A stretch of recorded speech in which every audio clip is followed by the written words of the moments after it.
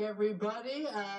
Paul Wilfred is a Moncton-based musician. He's released his latest album called Onset Take Two just last year. Yeah, just last year. And you're going to play us a tune off this album. I will. Right on, what's it called? It's called Today. Right on. Well, why don't you get to that, ladies and gentlemen, Paul Wilfred. Thank you.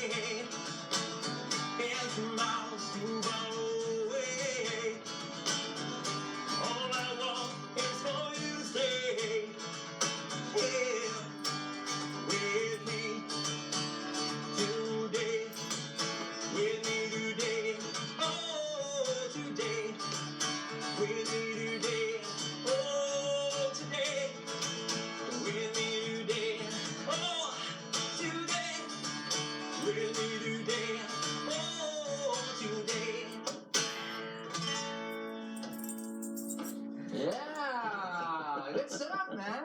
That was excellent. So the song is called Today. What's this tune about? Give us a bit about that. Oh, boys, it's called Today. It's basically just living in the moment, having a good time, and it doesn't matter what happened in the past, and it's basically just about living in the moment and just capturing that moment when you're having fun, when you're having a good time, whether that's on stage, at your job, when you first meet someone, anything. It's obviously a great rockin' tune, and I want to mention I was listening to the album, and I thought, man, what a breath of fresh air for fans of like rock music, because I find like a lot of bands around here they're gonna do a different stuff. They're either hitting more like the folk rock stuff or kind of in these niche avenues. Your album really came off to me as a real kind of like hard rock kind of album, and I don't hear that a lot locally very often. Thank you. And you know what? That that wasn't planned, but it did come out that way, where there were some songs that were more folky, some songs were rock, some songs were heavy, almost, like hard rock, even maybe harder than hard rock. I don't dare say metal, but there were some pretty heavy. There's some heavy tunes on there too, actually, I should say. Yeah. Well, one thing that that I always love to hear from local acts is like a really well produced album. I mean, there are layers here. There's guitars and layered upon guitars. It sounds awesome. It's a great full sound. Who did you record the album? I recorded the album in Memram Cook, Pumpkin Patch Recording Studios. Sure. Danny Bourgeois was the producer behind it. Helped me produce the album. He was the engineer, and it was. It took a few years in the making, it was a few years in the making, but it turned out great.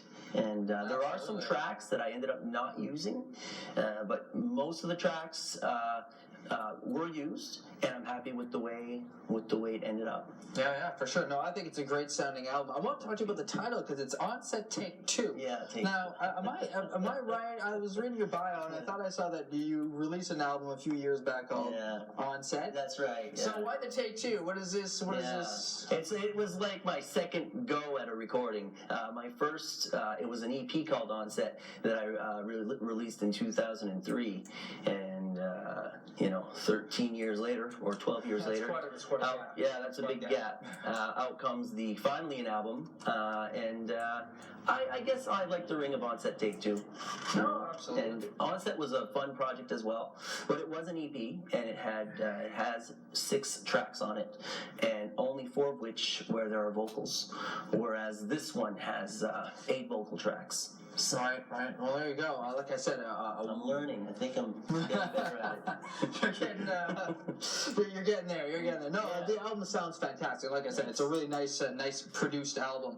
And I want to stick on this kind of hard rock kind of angle. I mean, is that what you listen to, or was that what you were listening to when you were growing up? What are kind of like your your influences? Let's say influences growing up. Seattle grunge, metal.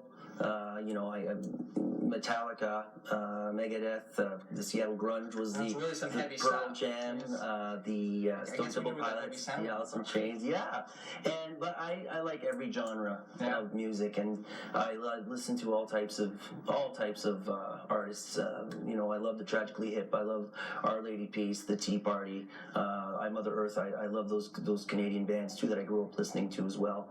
I love a lot of the East Coast artists, and I enjoy country, I enjoy jazz, I enjoy blues. It's I have a wide genre of music that I like to listen to. Well, I don't want to put fans astray here, because by listening to the album I still find it has a very nice rock sound to it, but I feel like you do get a lot of that kind of a bit of differences. Like obviously, like you mentioned, there are some songs that really do get kind of folky, a little bit more a little mellow and stuff. So you kind of see that kind of that range in there. Yeah. And I think there's a few songs off the EP that were closer to being to having that folk sound. Keep Moving On, Suddenly, those are a few songs I wrote that had more on that focused more on that folk genre. This one focused a little bit more on the pop rock and rock genre, and who knows what's going to happen with the second album. Well, let's talk about that. Just a few minutes left, so I always like to end it with the future. What are you trying to get some more? Yeah, I am. I am going in the studio in literally 3 weeks from now, and I'm going to be working on album number 2. Wow. And there's already 4 songs that are almost ready to go, and I'm aiming for May. I'm aiming for release in May. There you go. That's a quick turnaround. Yeah. Good stuff, man. Listen, thank you so much for coming in. Thanks for having me. Well, I'm going to get you to sing a song to play us out. Let me just give a nice extra here, everybody. I want to thank everybody for watching the show. I want to thank all my volunteers for helping me out on this show. Without them, it's just me kind of sitting around talking to myself. So it's really great to have them on board. And again, thank you so much. PaulWilfred.com. You can check out his music there. You can check out his music on Spotify as well. So make sure that you do that. You can probably see him playing around around town as well? Yeah, I'm around the province, New Brunswick, Nova Scotia a lot, and Love it. I'm easy to find. Why don't you play us a song to get us to the credits? Will do. Thanks again. No worries.